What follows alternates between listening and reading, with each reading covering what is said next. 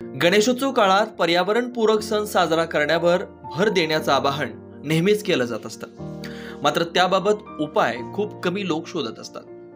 प्लास्टरच्या गणेश मूर्तींचे विसर्जनानंतर होणारी विटंबना टाळण्यासाठी बरेच जण शाडू मातीच्या गणेश मूर्तींचा पर्याय अवलंबत असतात। मात्र या व्यतिरिक्त आता कोल्हापुरात एका डॉक्टर दाम्पत्यानं अजून एक उपाय शोधून काढलाय।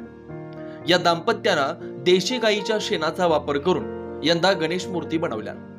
या मूर्तींचं वैशिष्ट्य म्हणजे पर्यावरणाला कोणतीही हानी न पोहोचवता या मूर्तींचं विसर्जन करता येतं, तर यासाठी वापरलेले रंग देखील नैसर्गिकच आहेत।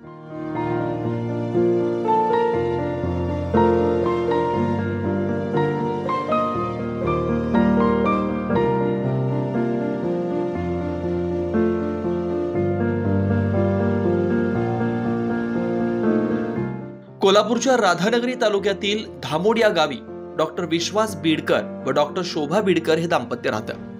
धामोड येथील सदाशिव बीडकर मेडिकल फाउंडेशनच्या माध्यमातून गावखेड्यात डॉक्टरकीचा पेशा सांभाळतानाच पर्यावरण संरक्षण आणि संवर्धनासाठी त्यांनी एक पाऊल टाकलंय। 2019 मध्ये कोरोना आल्यानंतर लोकांचं बदललेलं राहणीमान लक्षात घेऊन त्यांनी दत्त गो संवेदन केंद्राची सुरुवात केलेली होती। या केंद्राच्या माध्यमातून ते आरोग्याच्या दृष्टीनं देशी गायींचं संवर्धन कसं गरजेचं आहे हे लोकांना पटवून देण्याचा प्रयत्न करतात।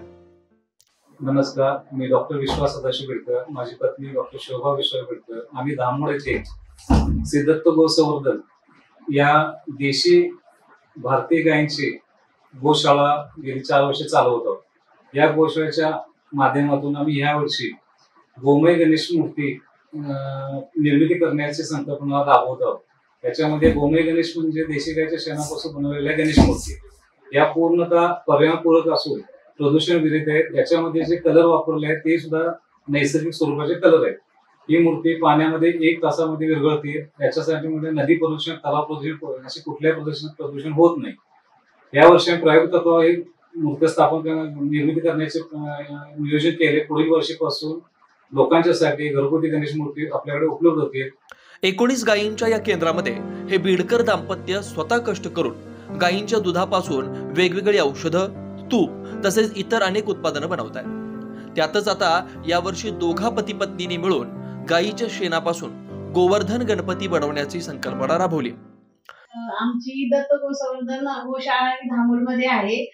गोशाळेमध्ये आमच्या एक 15 ते 20 गायी आहेत। त्याच्यापासून आम्ही दुधापासून आम्ही तूप निर्मिती करतो। तुपातून पण औषधी तूप निर्माण करतो। परत तुपाच्या वाती बनवतो आणि गोमय म्हणजे शेणापासून आम्ही गोमय गणेश मूर्ती बनवतो। परत धूपकांडी गोमय साम्राणी धूप बनवतो आणि आपल्या गोमाच्या शेणी वगैरे ते पण बनवून घेतो आम्ही। त्याच्यामुळे एक 10 ते 15 महिलांना रोजगार मिळालेला आहे। उन्हाळा म्हणजे रोजचं काम मिळालेलं आहे। आणि गोमूत्रातून एक 50 ते 55 आम्ही अर्क तयार करतो, जी कॅन्सर, शुगर, ब्लड प्रेशर, नंतर आपले सांधेदुखी, डायबिटीज, वजन लठ्ठपणा ह्याच्यासाठी ते उपयुक्त होतात।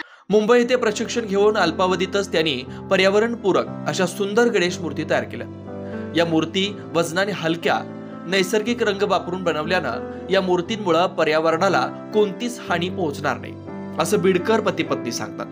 दरम्यान या अनोख्या प्रयत्नामुळे नक्कीच पर्यावरण रक्षणाला हातभार लागणार आहे। त्यामुळे सर्वांकडून या संकल्पनेचं पुरेपूर कौतुक केलं जात आहे। महासत्ता लाईव्ह साठी साई प्रसाद महेंद्रकर, कोल्हापूर। अशाच ताज्या अपडेटसाठी महासत्ता न्यूजला सबस्क्राईब करा।